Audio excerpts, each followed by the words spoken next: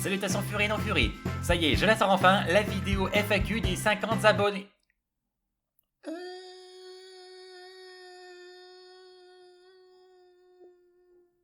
Et comme vous avez été nombreux à poser des questions, commençons sans plus tarder avec les questions de Spyrek. Pour ton pseudo, pourquoi avoir choisi ce nom en particulier? Alors pour la petite histoire, c'est un surnom que j'ai hérité du collège.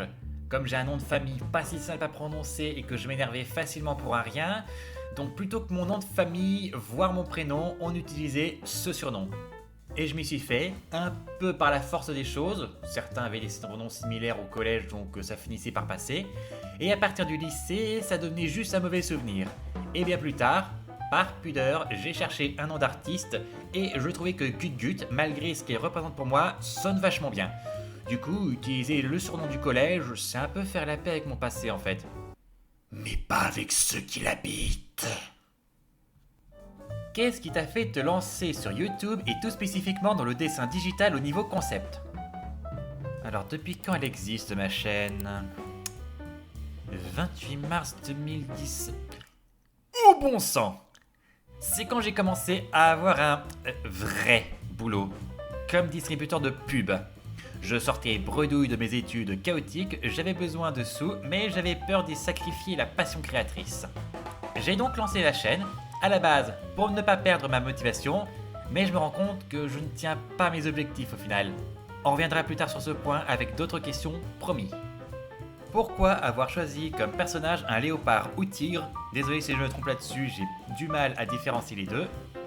Alors déjà, je vais juste un peu préciser, ce personnage c'est un Fursona, un personnage qui sert un peu de double pour un furry comme une entité alternative avec laquelle on s'amuse à l'incarner.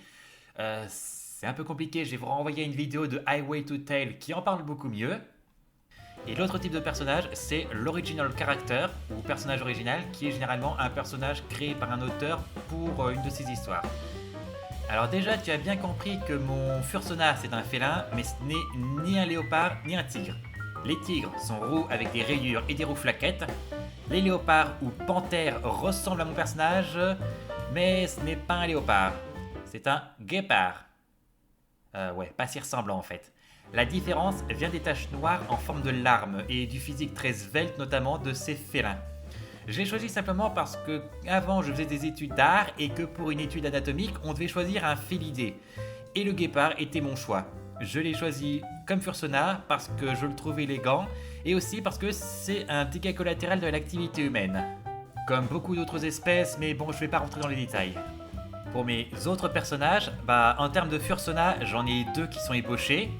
J'ai un coq qui n'a pas de nom, qui est né à l'époque de la création du cuit-vapeur, donc au début du XVIIe siècle, et qui a eu, par un mystérieux concours de circonstances, accès à l'élixir de longue vie.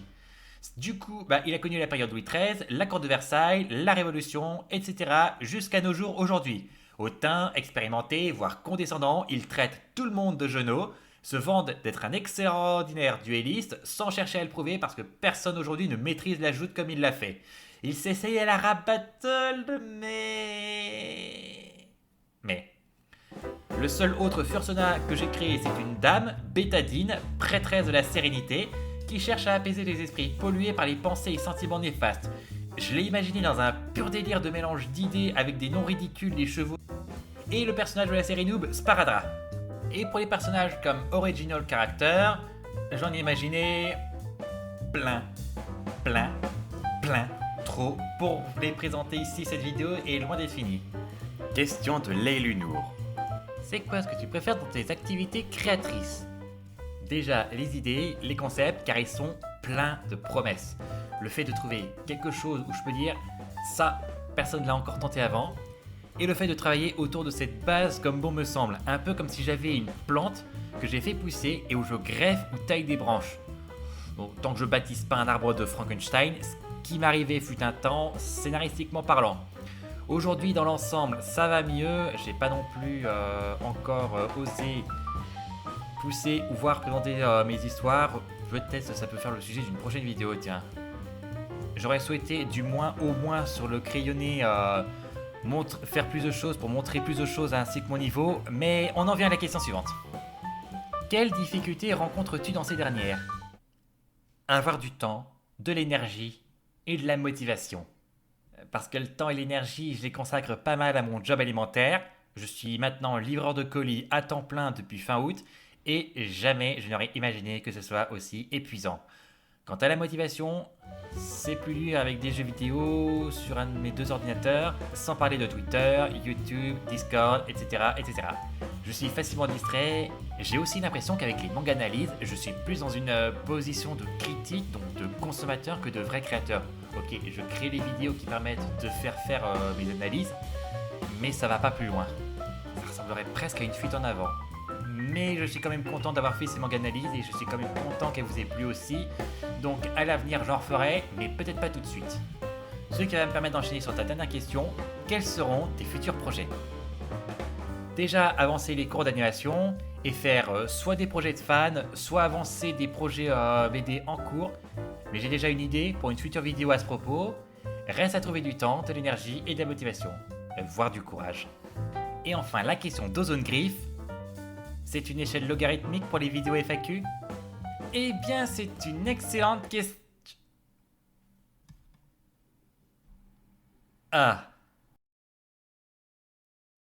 Mais au fait, moi aussi j'ai une question à vous poser. C'est quoi ce qui vous plaît dans mes vidéos? Donc n'hésitez pas à commenter, à mettre le petit pouce bleu en l'air du bonheur, à vous abonner si ça vous a plu, voire à me suivre sur Twitter. Je vous souhaite à tous de bonnes fêtes de fin d'année, et d'ici à la prochaine vidéo, portez-vous bien.